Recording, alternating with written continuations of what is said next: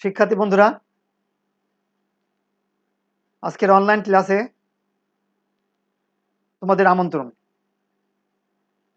আমি আসাদুজ্জামান, প্রভাষক রসায়ন বিজ্ঞান, বামন নিশিপুর স্কুল কলেজ, গাংনী মেহেরপুর থেকে তোমাদের সুস্বাস্থ্য কামনা করে আজকের অনলাইন ক্লাস শুরু করছি। আজকে আমরা পড়ব নবম দশম শ্রেণীর রসায়ন বিজ্ঞান বইয়ের পঞ্চম অধ্যায় রাসায়নিক বন্ধন থেকে যোজ্যতা ইলেকট্রন এবং যোজনী বা যোজ্যতা নিয়ে।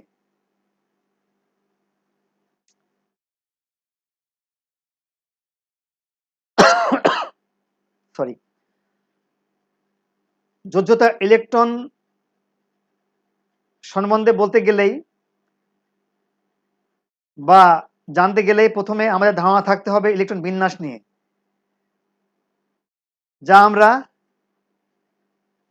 এর আগের অধ্যায়ে পড়ে এসেছি।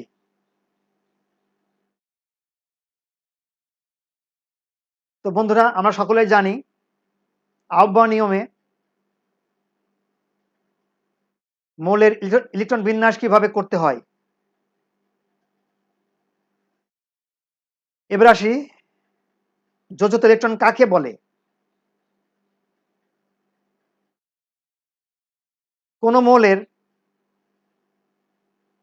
ইলেকট্রন বিন্যাসে সর্বশেষ কক্ষপথে যে কয়টি ইলেকট্রন থাকে তার সংখ্যাকেই আমরা যোজ্যতা ইলেকট্রন বলি। যেমন দেখো বন্ধুরা, বোর্ডে খেয়াল করো যে আমি 4টা মৌল এখানে ইলেকট্রন বিন্যাস সহ দেখিয়েছি।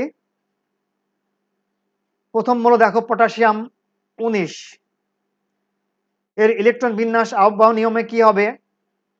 1s2, 2s2, 2p6, 3s2, 3p6, 4s1। দেখো, এর বিভিন্ন কক্ষপথ বা শেল যদি আমরা লক্ষ্য করি দেখতে পাবো আমরা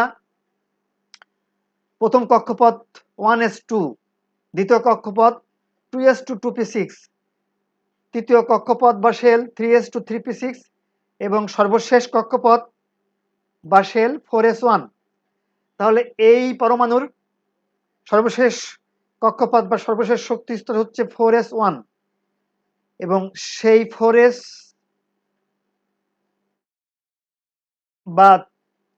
বা চতুর্থ কক্ষপথে বা চতুর্থ শেলে 4s অরবিটালে একটি মাত্র ইলেকট্রন রয়েছে। তাহলে আমরা এখান থেকে বলতে পারি পটাশিয়ামের যোজ্যতা ইলেকট্রন একটি। ঠিক একইভাবে অক্সিজেনের ইলেকট্রন বিন্যাস 1s2, 2s2, 2p4। দেখো, এই ইলেকট্রন বিন্যাসে দুইটা কক্ষপথ আমরা দেখতে পাচ্ছি। একটা প্রথম কক্ষপথ 1s2, দ্বিতীয় কক্ষপথ বা দ্বিতীয় শক্তি স্তর 2s2, 2p4। অর্থাৎ 2s2, 2p4 হলো অক্সিজেন পরমাণুর সর্বশেষ শক্তি স্তর বা কক্ষপথ এবং এই কক্ষপথে 2+4 এস অরবিটালে 2টা এবং পি অরবিটালে 4টা, মোট 6টি ইলেকট্রন রয়েছে। তাহলে আমরা বলতে পারি অক্সিজেনের সর্বশেষ কক্ষপথ 2s2, 2p4 এই দ্বিতীয় শেল বা দ্বিতীয় শক্তি স্তরে মোট 6টি ইলেকট্রন থাকায় অক্সিজেনের যোজ্যতা ইলেকট্রন 6টি। ঠিক একইভাবে নাইট্রোজেনের ক্ষেত্রেও একই রকম। দেখো বন্ধুরা, সর্বশেষ শক্তি স্তর 2s2, 2p3, 3, 2, 5, 2s2, 2p3, 3, 2, 5। তাহলে নাইট্রোজেনের সর্বশেষ কক্ষপথে 5টি ইলেকট্রন রয়েছে। অতএব নাইট্রোজেনের যোজ্যতা ইলেকট্রন হবে 5টি এবং ক্লোরিনের শেষ কক্ষপথ 3s2, 3p5। তাহলে 3s2, 3p5, 2 + 5 7টি ইলেকট্রন রয়েছে সর্বমোট। তাহলে ক্লোরিনের যোজ্যতা ইলেকট্রন কত হবে? 7টি। নাইট্রোজেনের 5টি, অক্সিজেনের 6টি এবং পটাশিয়ামের 1টি। ক্লিয়ার বন্ধুরা? যে আমরা কিভাবে একটা মৌলের পরমাণুর ইলেকট্রন বিন্যাস থেকে ওই মৌলের পরমাণুতে কতটি যোজ্যতা ইলেকট্রন আছে তা আমরা বের করতে পারি। তাহলে আমরা কি জানলাম? যে কোনো মৌলের ইলেকট্রন বিন্যাস করলে তার সর্বশেষ কক্ষপথে আমরা যে কয়টি ইলেকট্রন পাব, সেই কয়টি ইলেকট্রন সংখ্যাই হলো ওই মৌল বা ওই পরমাণুর যোজ্যতা ইলেকট্রন সংখ্যা। রাইট? ওকে বন্ধুরা, এবার আসি আমরা যোজনী। আচ্ছা, যোজনী বলতে গেলেই আমরা একটু বলি যে অণু কিভাবে গঠিত হয়। আমরা জানি বিভিন্ন মৌলের পরমাণুসমূহ একে অপরের সাথে সর্বশেষ কক্ষপথের ইলেকট্রন বা ইলেকট্রন সমূহ বর্জন, গ্রহণ অথবা ভাগাভাগির মাধ্যমে অণু গঠন করে থাকে। এরূপ অণু গঠনকালে কোনো মৌলের একটি পরমাণুর সাথে অপর একটি মৌলের পরমাণু যুক্ত হওয়ার ক্ষমতা বা সামর্থ্যকেই আমরা যোজনী বা যোজ্যতা বলে থাকি। আমি আবার বলি, তাহলে যোজনী বা যোজ্যতার সংখ্যাটা কেমন হবে? যে অণু গঠনকালে কোনো মৌলের একটি পরমাণুর সাথে অপর একটি মৌলের পরমাণু যুক্ত হওয়ার যে সামর্থ্য বা ক্ষমতা, সেটাকে বলছি আমরা যোজনী বা যোজ্যতা। আচ্ছা, এই যোজনী বা যোজ্যতা আমরা কিভাবে বুঝতে পারি বা বের করতে পারি? এটা বলতে গিয়ে প্রথমেই আমাদের বলতে হয়, সাধারণত সবসময় আমরা হাইড্রোজেনের যোজনীকে 1 ধরি। হ্যাঁ, তো সেই হিসাবে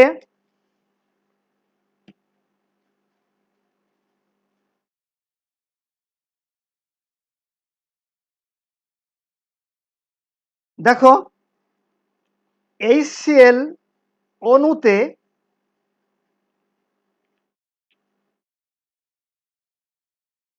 ক্লোরিন একটি হাইড্রোজেনকে ধরেছে, অতএব এখানে ক্লোরিন পরমাণুর যোজনী 1।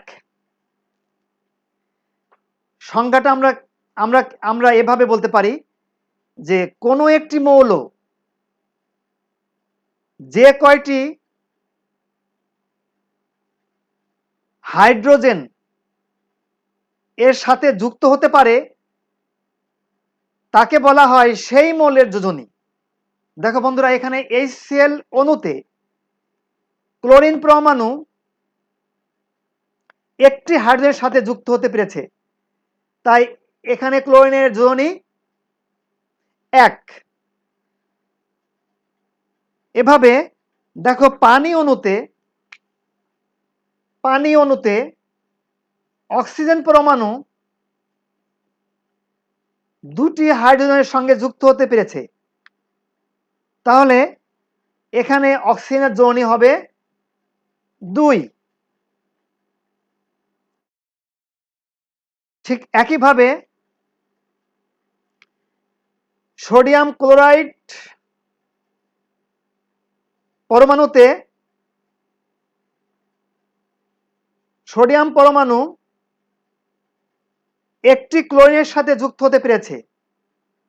খেয়াল করো বন্ধুরা, আগের সংখ্যাটাকে যদি আমরা আরেকটু মডিফাই করে বলি, তাহলে এভাবে বলতে পারি যে কোনো একটি মৌল যে কয়টি হাইড্রোজেন বা ক্লোরিনের সাথে যুক্ত হতে পারে তাকেই বলা হয় সেই মৌলের যোজনী। যেহেতু এখান থেকে দেখতে পাচ্ছি আমরা হাইড্রোজেনের সাপেক্ষে ক্লোরিনের যোজনীও এক, সরি, তাহলে এখানে সোডিয়াম পরমাণু একটি ক্লোরিনের সঙ্গে যুক্ত হতে পেরেছে, তাই সোডিয়ামের যোজনী এখানে আমরা বলবো এক। আচ্ছা, আবার যেমন ধরো ক্যালসিয়াম অক্সাইড। আচ্ছা, এই ধরনের যৌগের সংখ্যা হিসাবে আমরা বলছি যে কোনো একটি মৌল যে কয়টি অক্সিজেনের সাথে যুক্ত থাকে সেই সংখ্যাকে দ্বিগুণ করলে যে সংখ্যা পাওয়া যায় সেই সংখ্যাটি হলো ওই মৌলের যোজনী। একটু খেয়াল করো বন্ধুরা, তাহলে এই ক্যালসিয়াম অক্সাইড যৌগে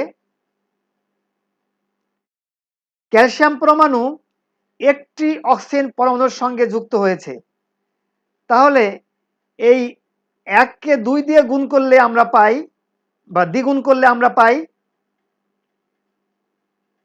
2। তাহলে এক্ষেত্রে ক্যালসিয়ামের যোজনী হবে 2। ঠিক একইভাবে ম্যাগনেসিয়াম অক্সাইড, এখানে ম্যাগনেসিয়াম পরমাণু একটি অক্সিজেন পরমাণুর সঙ্গে যুক্ত হতে পেরেছে বা যুক্ত আছে, তাহলে এই যৌগে অক্সিজেন পরমাণুর সংখ্যা 1কে আমরা যদি দ্বিগুণ করি বা 2 দিয়ে গুণ করি, তাহলে আমরা পাই কি 2, এবং সেই 2 হচ্ছে ম্যাগনেসিয়ামের যোজনী। তাহলে বন্ধুরা, আমরা যোজনী বলতে গিয়ে, যোজনী বা যোজ্যতা বলতে গিয়ে আমরা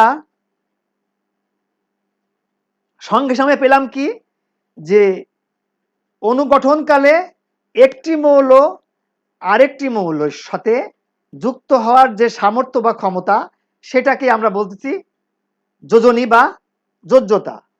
অথবা অনুগঠনকালে একটি মৌলের পরমাণু অন্য একটি মৌলের পরমাণুর সাথে যুক্ত হওয়ার যে সামর্থ্য বা ক্ষমতা, সেটাকে বলতেছি আমরা যোজনী বা যোজ্যতা। আচ্ছা, সাধারণ নিয়মে কোনো মৌলের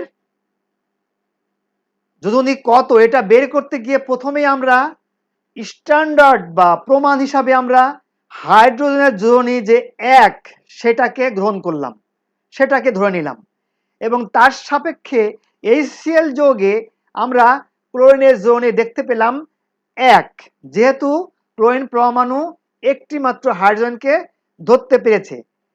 ঠিক একইভাবে পানি যৌগে আমরা অক্সিজেনের যোজনী দেখতে পেলাম 2,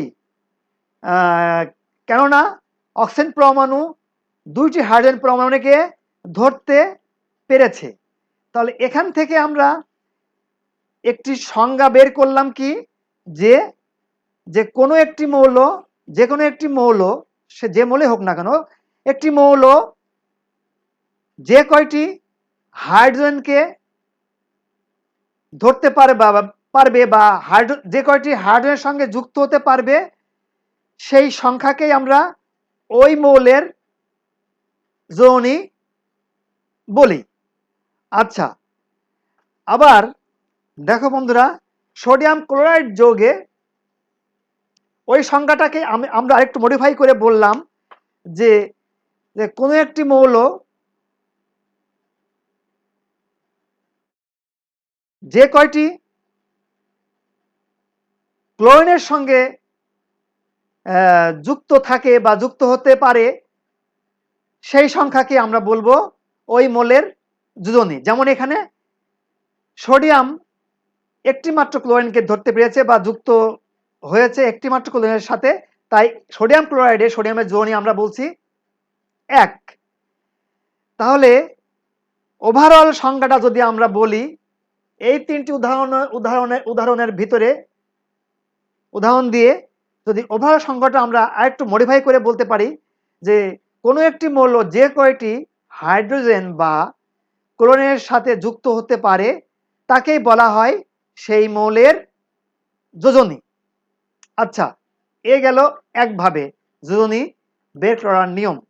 আচ্ছা, আরেকভাবে বলছি কি, যেমন ক্যালসিয়াম অক্সাইড, ম্যাগনেসিয়াম অক্সাইড এই ধরনের যৌগে আমরা বলছি কি যে কোনো একটি মৌল যে কয়টি অক্সিজেন পরমাণুর সাথে যুক্ত থাকে সেই অক্সিজেন পরমাণুর সংখ্যাকে দ্বিগুণ করলে আমরা যা পাই সেটাই হবে ওই মৌলের যোজনী। যেমন ক্যালসিয়াম অক্সাইডে ক্যালসিয়াম পরমাণুর যোজনী কত এটা বের করতে গেলে আমরা কি বলছি যে ক্যালসিয়াম পরমাণুর যোজনী কত বের করতে গেলে বলছি যে এখানে ক্যালসিয়াম অক্সাইড যৌগে CaO যৌগে ক্যালসিয়াম একটি মাত্র অক্সিজেনের সঙ্গে যুক্ত আছে, অতএব সেই এক সংখ্যাটিকে আমরা দ্বিগুণ করলে পাই 2, অতএব এখানে ক্যালসিয়াম যোজনী 2।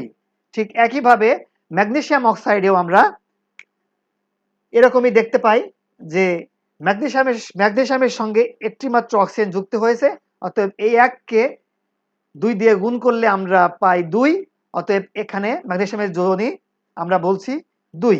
এভাবে আমরা বিভিন্ন যৌগে বিভিন্ন মৌলের যোজনী বা যোজ্যতা বের করতে পারি। আচ্ছা, যোজনী বা যোজ্যতা বের করার আরেকটা সহজ নিয়ম আছে, সেটা এখন আমরা একটু দেখার চেষ্টা করব। সেটা কেমন, যেমন ধরো আমি কয়েকটা মৌলের ইলেকট্রন বিন্যাস দিয়ে সেটা বলি।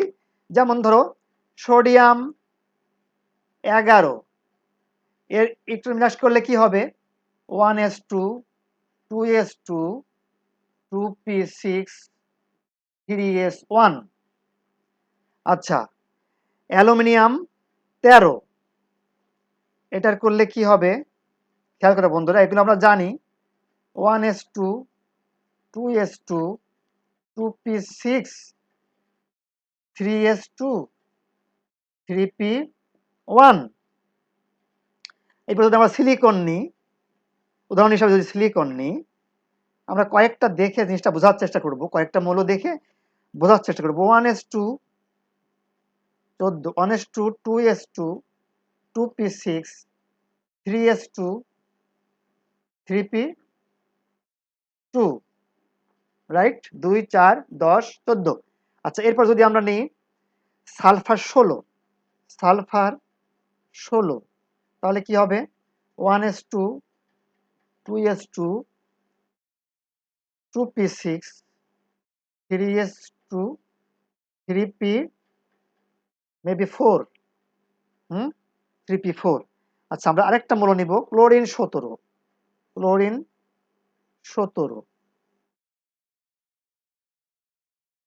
আচ্ছা, তাহলে কি হবে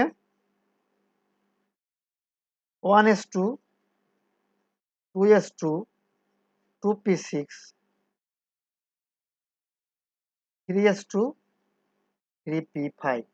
যাই হোক, বোঝার জন্য উদাহরণ হিসাবে আমরা এই কয়েকটি মৌলের ইলেকট্রন বিন্যাস করার চেষ্টা করলাম। আচ্ছা, এখান থেকে আমরা কিভাবে বলতে চাচ্ছি, দেখো আমরা তো স্তরগুলা চিনি, হ্যাঁ, তাহলে সোডিয়ামের সর্বশেষ শক্তি স্তর কি হবে 3h1। আচ্ছা, অ্যালুমিনিয়ামের সর্বশেষ শক্তি স্তর 3s2 3p6। খেয়াল করে বন্ধুরা, সিলিকনের সর্বশেষ শক্তি স্তর 3s2 3p2, সরি, অ্যালুমিনিয়ামের 3s2 3p1, সিলিকনের 3s2 3p2, সালফারের 3s2 3p4, ক্লোরিনের 3s2 3p5। আচ্ছা, আমরা বন্ধুরা বলতে যাচ্ছি যে তাহলে এই মৌলগুলার আমরা যোজনী কিভাবে পেতে পারি। আচ্ছা, বলছি এখানে যে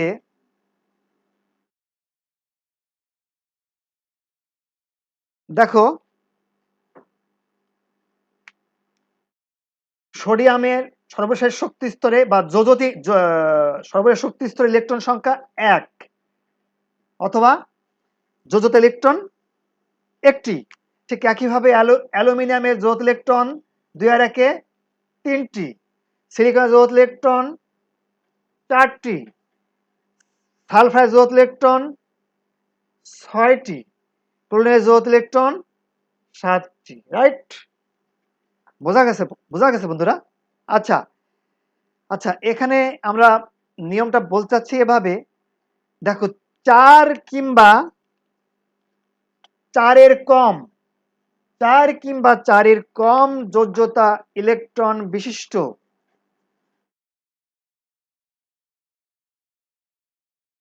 মৌল বা মৌলের পরমাণুগুলার যোজনী ওই সংখ্যায় বা ওই একই রকম। যেমন এখানে সোডিয়ামের যোজনী হবে, যেহেতু এর যোজ্যতা ইলেকট্রন একটা, অতএব সোডিয়ামের যোজনী 1।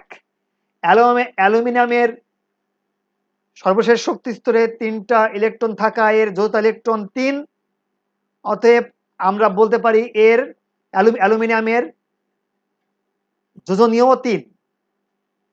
সিলিকনের ঠিক একইভাবে যোজত ইলেকট্রন 4 হওয়াতে এর যোজনী 4। তাহলে 4 কিংবা 4-এর নিচে হলে আমরা এভাবে যোজ্যতা ইলেকট্রনের সমান সংখ্যাকেই আমরা যোজনী ওই পরমাণু যোজনী বলতে পারি।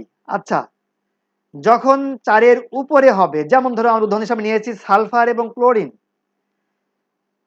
তাহলে সালফারের দেখো যোজ্যতা ইলেকট্রন 6, তখন কি হবে? এবং ক্লোরিনের যোজ্যতা ইলেকট্রন 7, তো তখন 4-এর উপরে গেলে তখন আমরা 8 থেকে ওই পরমাণু যোজ্যত ইলেকট্রন বাদ দিলে যে সংখ্যা পাবো সেটি হবে ওই পরমাণুর বা ওই মৌলের যোজনী। যেমন ধরো সালফারের যোজনী কত হবে? সালফারের যোজনী হবে তাহলে 8 মাইনাস সালফারের যোজ্যত ইলেকট্রন 6 সমান 2। বোঝা গেছে বন্ধুরা? ঠিক একইভাবে ক্লোরিনের যোজনী হবে তাহলে 8 থেকে, তাহলে ক্লোরিনের যোজ্যতা ইলেকট্রন 7 মাইনাস 7 সমান 1। হ্যাঁ, তাহলে তাহলে সালফারের যোজনী হবে 2 আর ক্লোরিনের যোজনী হবে 1। রাইট বন্ধুরা? তাহলে নিয়মটা আমরা আরেকবার বলি যে কোন মৌলের ইলেকট্রন বিন্যাস করলে আমরা সর্বশেষ শক্তি স্তর পাবো, এবং সেই সর্বশেষ শক্তি স্তরের মোট ইলেকট্রন সংখ্যায় আমরা বলছি যোজ্যতা ইলেকট্রন। তাহলে আমরা কোনো মৌলের যোজ্যতা ইলেকট্রন পেলাম। এখন বলছি যে এই যোজ্যতা ইলেকট্রনের সংখ্যা যদি 4 কিংবা 4-এর নিচে হয় তাহলে এটাই এই মৌলের যোজনী সংখ্যা। আচ্ছা, আর যদি 4-এর উপরে হয় তাহলে আমরা ওই সংখ্যাকে, মানে ওই যোজ্যতা ইলেকট্রনের সংখ্যাকে 8 থেকে বিয়োগ করলে আমরা যা পাবো, যে সংখ্যা পাবো, সেটাই হবে সেই মৌলের বা সেই মৌলগুলির যোজনী বা যোজ্যতা। ক্লিয়ার? আচ্ছা, এখানে মনে রাখো বন্ধুরা, এখানে কিন্তু ব্যতিক্রম আছে। যেমন ধরো সালফারের ক্ষেত্রে আমরা আরো 2 ছাড়াও আমরা আরো কয়েকটি যোজনী পাবো। তারপরে ক্লোরিনের ক্ষেত্রেও ক্লোরিন বিভিন্ন যৌগে 1 ছাড়াও আরো অনেকগুলা যোজ্যতা প্রদর্শন করে। এরকম আরো অনেক পরমাণুতে একাধিক একাধিক যোজনী পাওয়া যায়। আচ্ছা, তখন আমরা যখন যখন আমরা এই আলোচনায় আসবো তখন আমরা সেটা দেখবো। যাক, মোটামুটি তাহলে কোনো মৌলের পরমাণুর বা কোনো মৌলের বা কোনো পরমাণুর যোজনী কিভাবে বের করতে হয় আমরা বেশ কয়েকটি নিয়মের মাধ্যমে জানার চেষ্টা করলাম। তোমরা বই পুস্তক থেকে কিংবা আমার এই ক্লাস থেকেও নিশ্চয়ই যা বুঝতে পেরেছো তার উপরে তোমরা বাসায় প্র্যাকটিস করবে এবং আরো বিস্তারিত উদাহরণ নিয়ে জানার এবং বোঝার চেষ্টা করবে। আচ্ছা, এবার আসি আমরা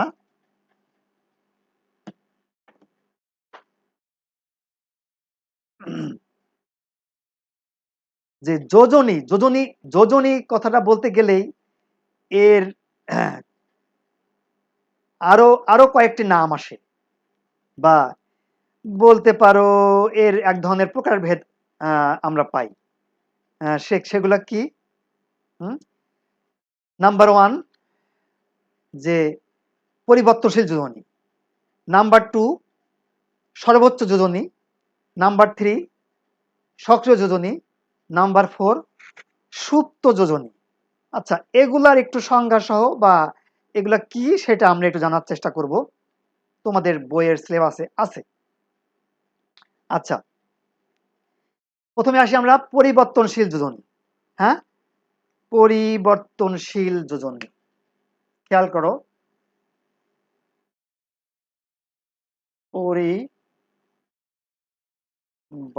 পরিবর্তনশীল যোজনী। আচ্ছা, আমরা দেখতে পাই কিছু কিছু মৌলের একাধিক যোজনী থাকে। একটু আগে আমরা বলতে গিয়ে আমি হালকা একটু বলেছিলাম, হ্যাঁ, কিছু কিছু মৌলের একাধিক যোজনী থাকে। তাহলে সংজ্ঞা হিসাবে আমরা বলতে পারি যে কোনো মৌলের একাধিক যোজনী থাকলে সেই মৌলের যোজনীকে বলা হয় পরিবর্তনশীল যোজনী, রাইট? হ্যাঁ, তাহলে অর্থাৎ যেসব মৌলের একাধিক যোজনী রয়েছে সেই যোজনীগুলোকে আমরা বলছি পরিবর্তনশীল যোজনী। যেমন ধরো এখানে তোমাদের বইয়ের উদাহরণে প্রথমেই আছে আয়রন দিয়ে। যেমন আমরা জানি যে আয়রনের যোজনী হচ্ছে 2 এবং 3, তাহলে এটাকে বলতেছি আমরা পরিবর্তনশীল যোজনী। হ্যাঁ, যেমন আমরা সালফারের পাই, এগুলো 2, 4, 6। ফসফরাসের পাই 3, 5। হ্যাঁ, তারপরে তারপরে নাইট্রোজেনেরও পাই 3, 5। তারপরে কপারের পাই 1, 2। কার্বনের পাই 2, 4 ইত্যাদি।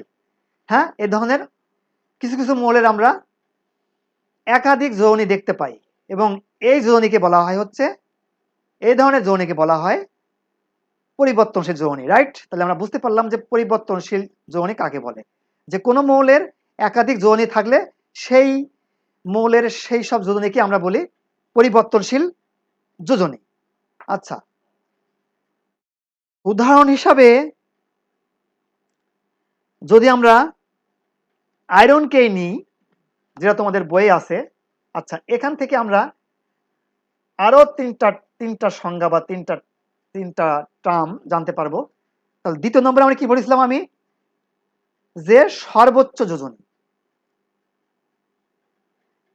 তৃতীয় নম্বর বলেছিলাম কি, সক্রিয় এবং তারপরে সুপ্ত।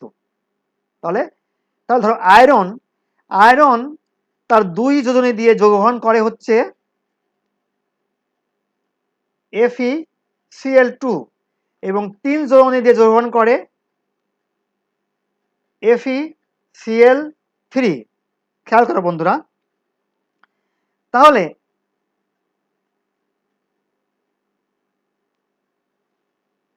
আয়রনের ক্ষেত্রে আমরা সর্বোচ্চ যোজনী বলবো কাকে?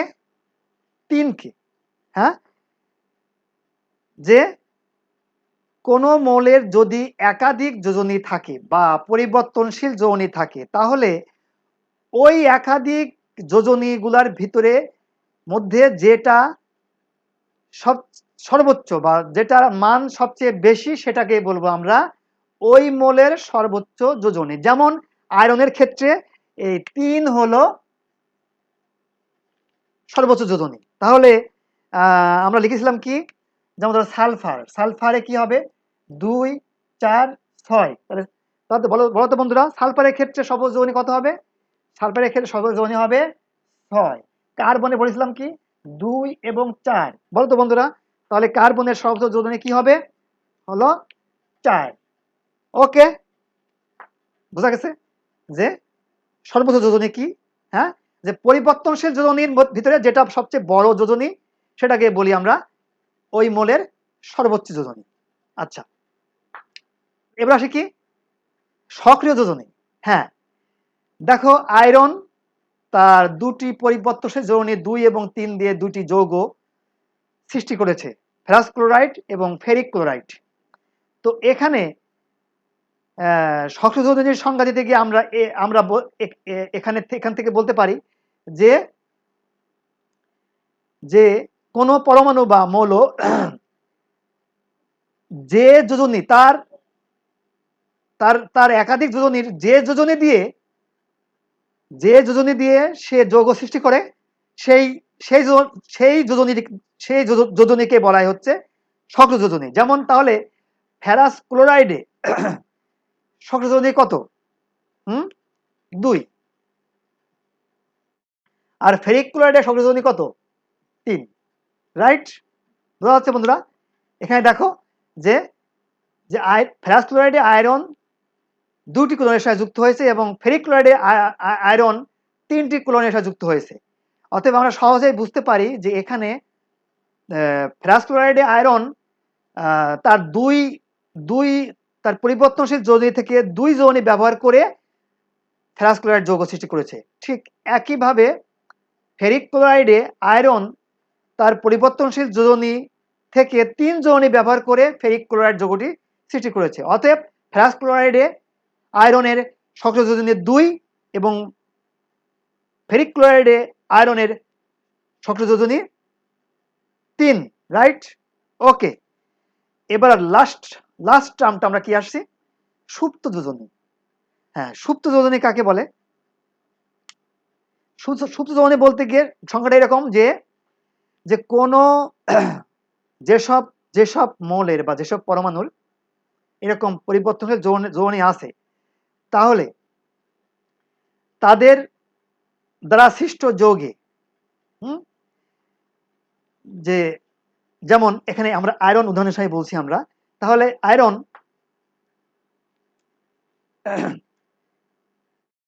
ফেরাস ক্লোরাইডে 2 যোজনী ব্যবহার করেছে, কিন্তু তার সর্বোচ্চ যোজনী কত? হ্যাঁ, আচ্ছা, তাহলে সুপ্ত যোজনী আমরা সূত্র হিসাবে লিখতে পারি আর কি, যে সুপ্ত যোজনী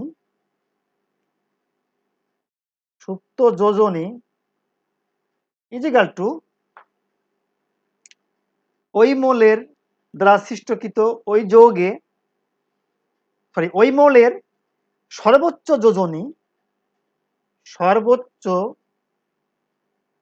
যোজনী মাইনাস হ্যাঁ কি সক্রিয় যোজনী, মানে ওই যৌগে তার ব্যবহৃত যোজনী, সক্রিয় যোজনী। রাইট, তাহলে আমরা কি জানলাম? যে সুপ্ত যোজনী হচ্ছে ওই মৌলের সর্বোচ্চ যোজনী থেকে সে ওই যৌগে যে যোজনী ব্যবহার করেছে, যেটাকে বলছি আমরা সক্রিয় যোজনী, সেটা বাদ দিলে যা পাওয়া যাবে সেটা হচ্ছে ওই মৌলের ওই যৌগে সুপ্ত যোজনী। যেমন ধরো এখন ফেরাস ক্লোরাইডের ক্ষেত্রে, ফেরাস ক্লোরাইডের ক্ষেত্রে FeCl2 ফেরাস ক্লোরাইডের ক্ষেত্রে তাহলে সুপ্ত যোজনী কত হবে? তো আমরা জানি ফেরাস ক্লোরাইডে আয়রনের পরিবর্তনশীল যোজনী রয়েছে এবং সেক্ষেত্রে সর্বোচ্চ যোজনী হলো 3, তাহলে তাহলে আয়রনের সর্বোচ্চ যোজনী 3 বিয়োগ, তাহলে এই এই যোগে ফেরাস ক্লোরাইড যোগে আয়রন 2 যোজনী ব্যবহার করেছে, বা ফেরাস ক্লোরাইড যোগে আয়রনের সক্রিয় যোজনী হচ্ছে 2, তাহলে সেই 2 বিয়োগ ইজিক্যাল টু 1। হ্যাঁ, তাহলে ফেরাস ক্লোরাইড যোগে আয়রনের সুপ্ত যোজনী কত? 1। এটা হলো সুপ্ত যোজনী কার? আয়রনের। ঠিক একইভাবে তাহলে ফেরিক ক্লোরাইড যোগে, ফেরিক ক্লোরাইড FeCl3 যোগে কি হবে বন্ধুরা?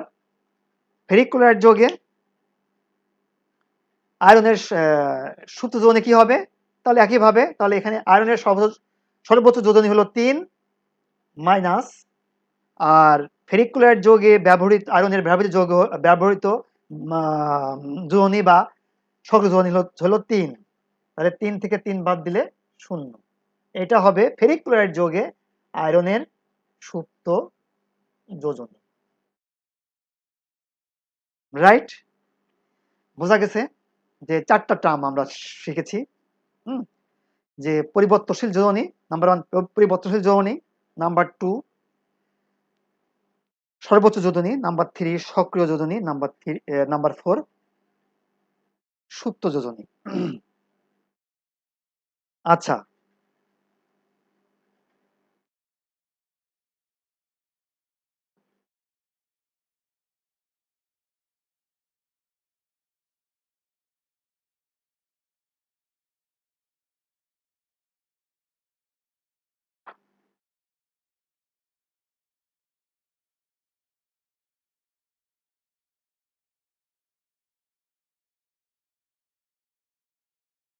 এখানে এখানে আমরা এর সঙ্গে একটু দেখে রাখবো যে পরিবর্তনশীল যোজনী যে আমরা বললাম, এটা অনেক পরমাণুতেই হয়, অনেক মৌলের পরমাণুতেই হয়, কিন্তু আমরা দু একটা উদাহরণ দিয়ে দেখে রাখবো যে সেটা কিভাবে হয়। ইলেকট্রন বিন্যাস থেকে আমরা কিন্তু স্পষ্ট বুঝতে পারি যে স্পষ্টই বুঝতে পারি যে আমরা যে কিভাবে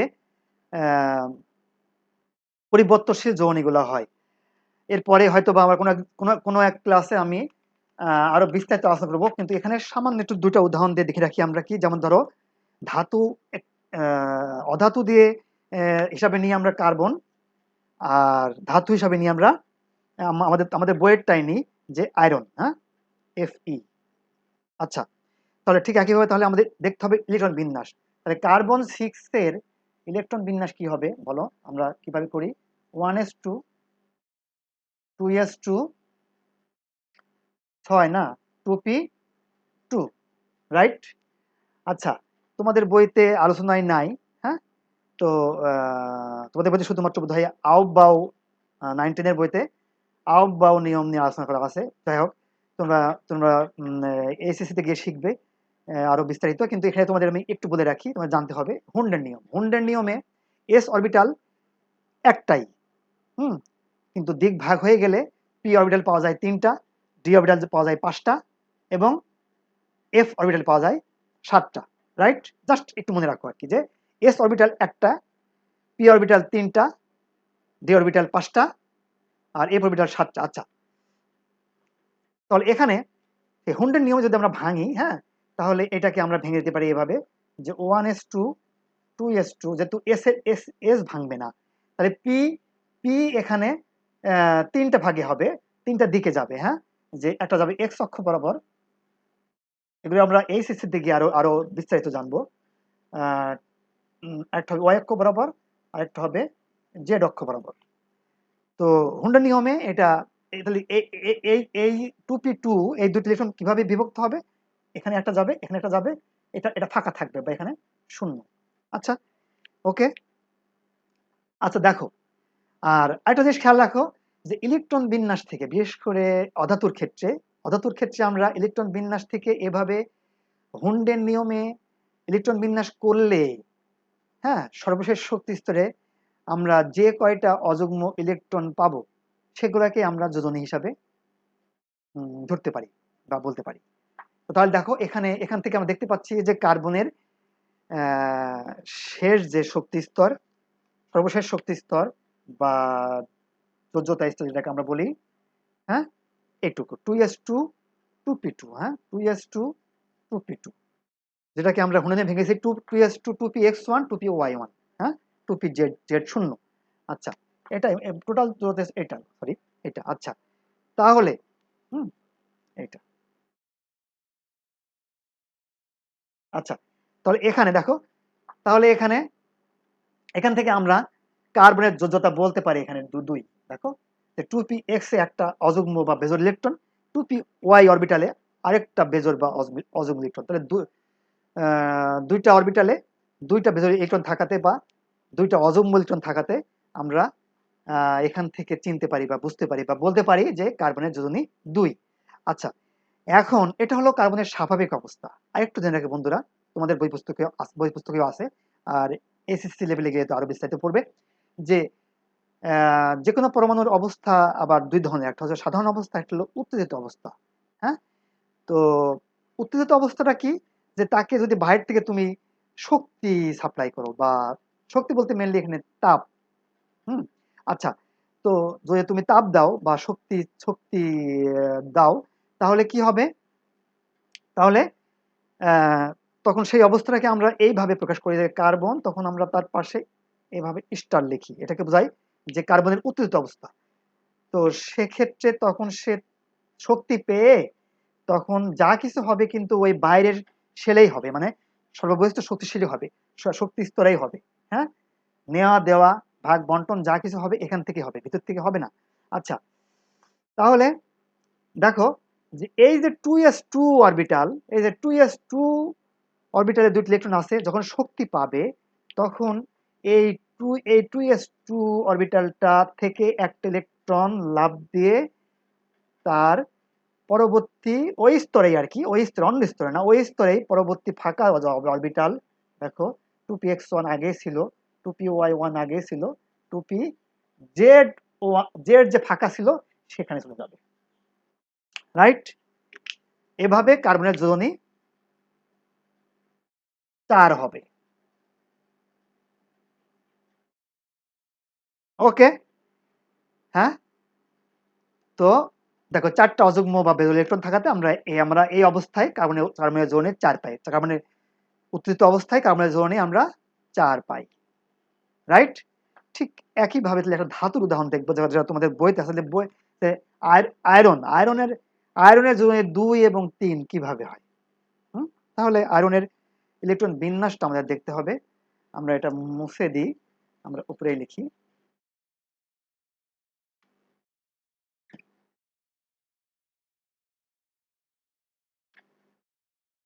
আচ্ছা, আয়রন আয়রন কত, মেবি 26, হ্যাঁ, আয়রন 26। তাহলে কি হবে, 1s2 2s2 2p6 3s2 3p6, তারপর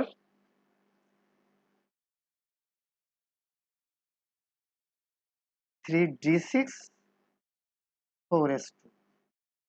হুম, ঠিক আছে বন্ধুরা, 2 4 6 10, 2 12 হচ্ছে 18, 6 24 আর 2 26। ওকে, আহ্বান নিয়মে সাজিয়ে লিখলে ইলেকট্রন বিন্যাসটা আর ইলেকট্রন বিন্যাসটা এরকম হয়।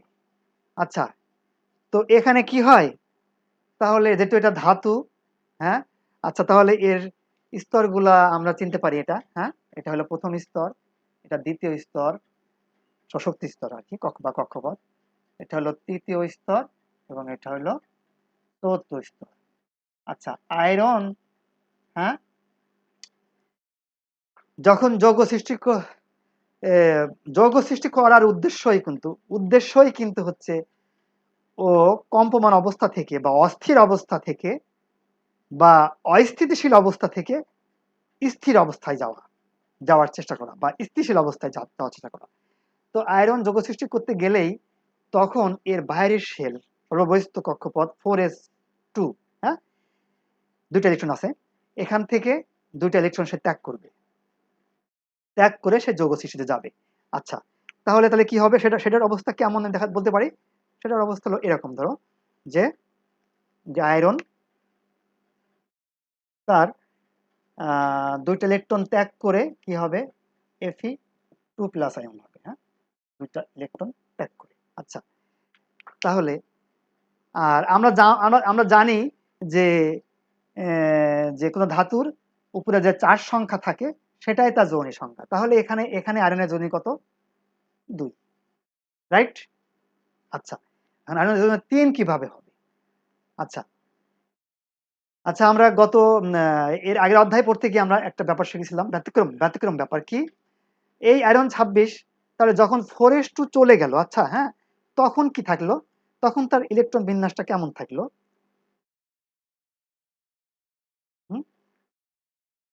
Sorry,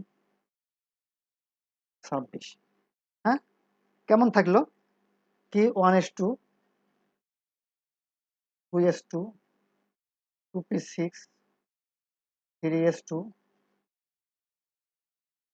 3p6, 3d6। দেখো 4s2 তো চলে গেছে, হ্যাঁ, ওই অরবিটালটা, মানে ওই অরবিটাল আছে কিন্তু ইলেকট্রন নাই আর কি। আচ্ছা, তাহলে দেখো আমরা ব্যতিক্রম নিয়মে শিখেছিলাম যে এই যে লাস্টে 3d6, 3d অরবিটাল 6টা থাকা চাইতে ডি অরবিটাল যদি পূর্ণ বা অর্ধপূর্ণ থাকে, ডি অরবিটালে যদি d5 অথবা d10 থাকে, তাহলে সেই ইলেকট্রন বিন্যাসটা বেশি সুস্থিত হয়। তাহলে এখন এই এই আয়রন অবস্থাটা চেষ্টা করবে যে আরেকটা ইলেকট্রন ত্যাগ করে সে d5-এ যেতে, মানে স্থিতিশীল হতে। হ্যাঁ, সবসময় পরমাণুর চেষ্টায় থাকে এভাবে স্থিতিশীল অবস্থায় যাওয়ার। আচ্ছা, তাহলে কি হবে, তখন কি হবে, তখন এই ইলেকট্রন বিন্যাসটা কি হবে, একটা ইলেকট্রন ত্যাগ করে, তাহলে 1s2, 2s2, 2p6, 3s2, 3p6, একটা ইলেকট্রন ত্যাগ করবে এখান থেকে হয়ে 3d5, একটা স্টেবল অবস্থায় সে আসবে। সেটা কিভাবে, তাহলে আগে দুইটা গিয়ে তো সে Fe2+ হয়েছিল, এটা দেখো, এটা কিন্তু অ্যাকচুয়ালি Fe2+ এর ইলেকট্রন বিন্যাস। আচ্ছা, তো সেই Fe2+ থেকে তাহলে আরেকটা ইলেকট্রন চলে গেলে তখন কি হবে, Fe3+ প্লাস একটা ইলেকট্রন, রাইট বন্ধুরা। দেখো আমরা জানি যে কোনো ধাতুর উপরে যে চার্জ থাকে সেটাই তার যোজনী, তাহলে এক্ষেত্রে আয়নের যোজনী 3, রাইট। ওকে বন্ধুরা, তাহলে নিশ্চয়ই আমার বিশ্বাস তোমরা বুঝতে পেরেছো আমার আজকের আলোচিত বিষয়গুলো। মোটামুটি অনেকগুলো বিষয় আমরা আজকে আলোচনা করেছি, কিন্তু মেনলি আসলে তোমাদের বইয়ে যে দুইটা টপিকস, মেন দুইটা টপিকস, যোজ্যতা ইলেকট্রন এবং যোজনী, এই দুইটা টপিকস নিয়ে আমরা আজকে পড়েছি। কিন্তু এর ভিতরে সংজ্ঞা, তার উদাহরণ, সেগুলো কিভাবে হয়, কিভাবে পাওয়া যায়, কি নিয়ম কানুনের মধ্যে আমরা পেতে পারি, ইত্যাদি ইত্যাদি নিয়ে আমরা আলোচনা করেছি। যোজনী পড়তে গিয়ে আবার 4 ধরনের সংখ্যা পড়েছি আমরা, 4 ধরনের ব্যাপার পড়েছি: পরিবর্তনশীল যোজনী, সর্বোচ্চ যোজনী, সক্রিয় যোজনী, সুপ্ত যোজনী। হ্যাঁ, এবং সেগুলো কিভাবে পাওয়া যায় ইলেকট্রন বিন্যাস সহকারে, কিংবা এমনিতে সাধারণ নিয়ম অনুসারেও আমরা দেখবার এবং জানবার চেষ্টা করেছি। আশা করি তোমরা সবাই সুন্দরভাবে বুঝতে পারছো এবং বাড়িতে আরো ভালোভাবে বই পুস্তক দিয়ে প্র্যাকটিস করবে এবং এবং বিস্তারিত জানার এবং শেখার চেষ্টা করবে আরো অন্যান্য মৌলগুলা উদাহরণ হিসাবে নিয়ে। এবং এই ব্যাপারে তোমরা তোমাদের ক্লিয়ার কনসেপ্ট রাখার চেষ্টা করবে। তো তোমরা আমার আগামী ক্লাস পর্যন্ত সুস্থ থাকো, ভালো থাকো, এই কামনা করে তোমাদের সবাইকে আমার সালাম জানিয়ে আজকে এখানে শেষ করছি। আল্লাহ হাফেজ।